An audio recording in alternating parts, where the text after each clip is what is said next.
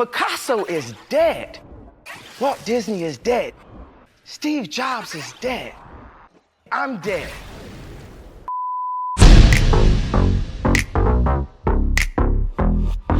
What's up, Dank homies? Nero here, and today I'm going to be talking to you guys about the Orvius. Now, before we really get into this video, I need to let you guys know that this video does contain a pretty small spoiler to the War Within. So if you haven't played the quest yet and you don't want any spoilers whatsoever, then I suggest you stop watching the video, then do the quest, and then come back to this video because I need the views. Now, you probably won't be very impressed just by looking at the stats on this weapon, but let me tell you, almost none of the stats you see there are relevant at all. But this weapon does have a unique ability as to when you throw it while charging, you will suspend the enemies in the air, doing status damage, as well as a little secret passive, which I will show you guys in a little bit. As for my build here, I have Astral Twilight as the stance, which is irrelevant because you will not swing this thing at all. I have Molten Impact and Fever Strike to give it a gas proc. I have these two element mods here to give it even more gas damage.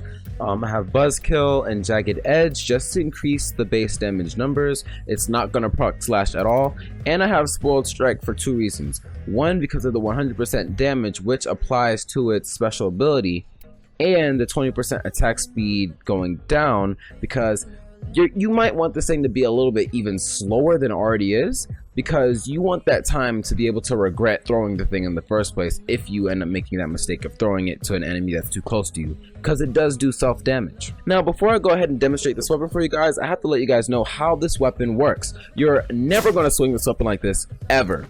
The weapon does no damage that way, and you're never going to normally throw it. But what you will do is you hold down charge and you'll throw it, and it will hover over the enemy's head, and it will proc cold 100% of the time, and then it will proc other elements that you put on the weapon 100% of the time, and which is why I put gas, because it suspends them in the air as well, and they'll be taking immense amounts of damage just from that alone. Now let me explain the passive with this weapon.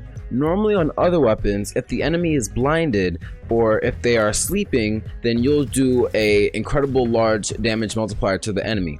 But with this weapon, all you have to do is be out of the visual sight of the enemy. So if you're invisible, and if they've already seen you before, but you just turn invisible, you'll get that damage multiplier.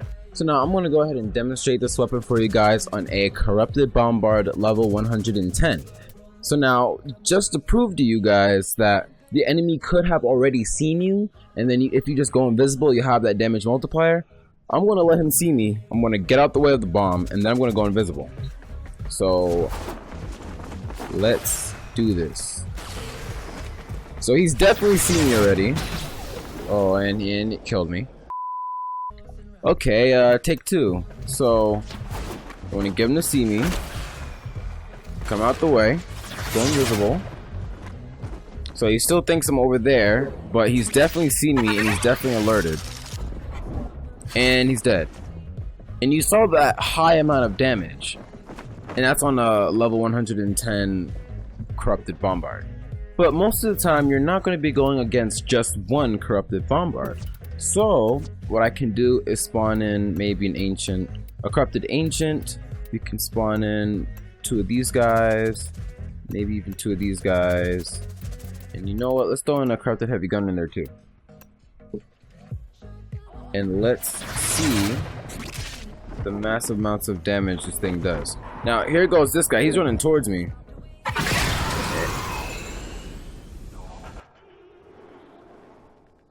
And that's why you need it to be slow, so you can regret your decision. Alright, let's try that again. So first things first, I want to take out that Corrupted Ancient, because he's going to stop me from doing massive amounts of damage and all the other enemies. So he's gone.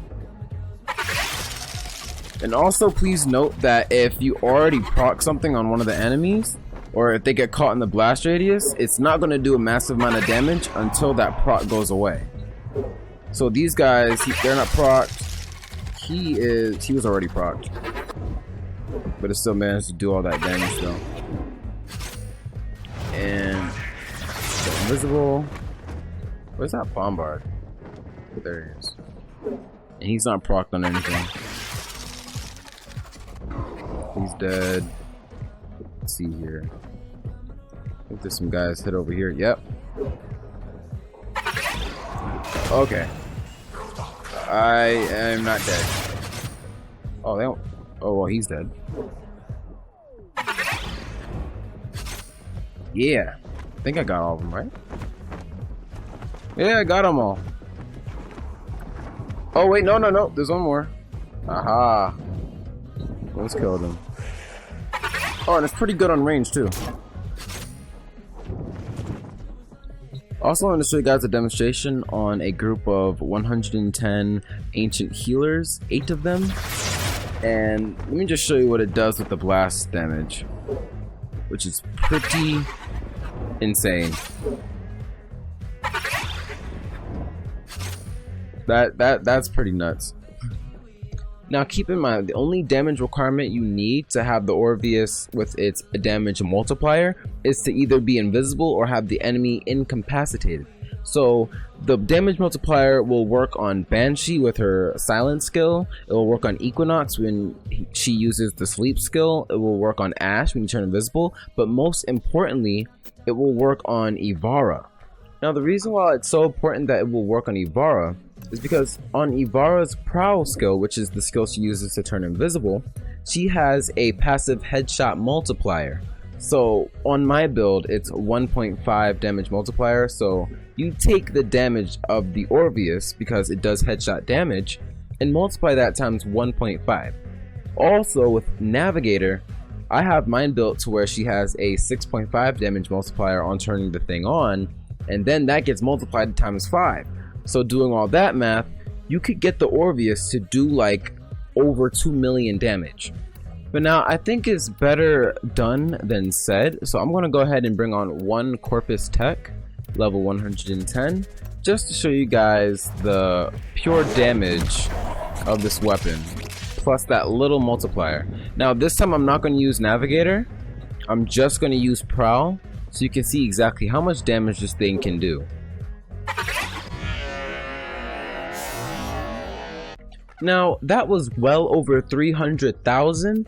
So now let's go ahead and do that again, but this time I'm going to use Navigator. Okay. Oh. Yeah, this time I'm going to use Navigator. Let's just see how much damage this thing can actually do. I want to get my distance because I don't want to die again. So now it's locked on. You can see that damage building up, and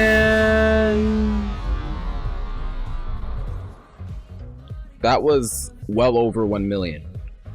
Now, despite popular belief, this weapon is absolutely amazing and does ridiculous amounts of damage. And I know a lot of YouTubers and a lot of other people have said this weapon was absolutely trash, resulting in a lot of people actually selling the blueprint they need to make this weapon, which you only get one blueprint per an account. Well, to those people, I have to say to you, congratulations, you played yourself.